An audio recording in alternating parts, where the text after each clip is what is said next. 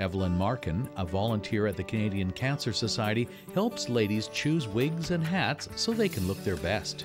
When she collected a surplus of white styrofoam heads, Evelyn got an idea to involve artists in a fundraiser. So originally when we started here, we had styrofoam heads on which we displayed our wigs. The Penticton School of Hair, Nancy Fletcher, is a wonderful supporter of our endeavors here, and she sends us surplus heads.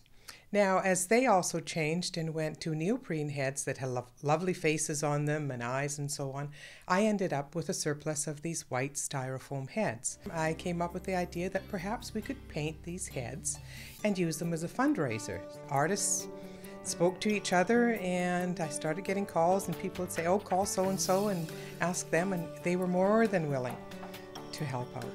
So we've got quite a collection. I think we have about 18 different artists. We have 21 heads, and we're ready to do some fundraising with them.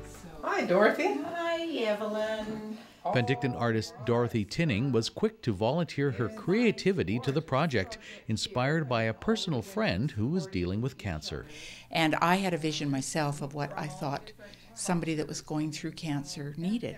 And I talked to my friend, and she said, well, that's not the most important thing to me. She said, what's really been important is the way my friends have rallied around.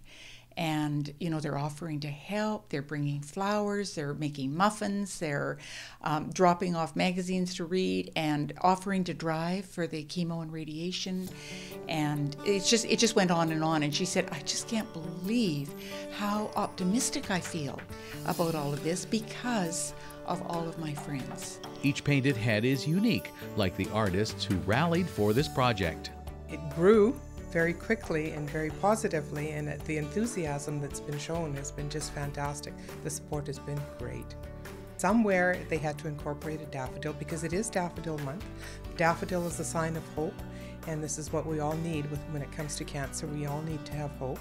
Yeah, just making a phone call, just sending an email that, you know, I'm thinking of you, and how are you doing today? And that's a really important way of showing attention to that person.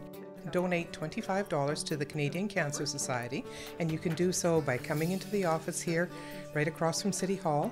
You can mail it in, and then at the end of the month on April the 30th at Theo's at 6 p.m.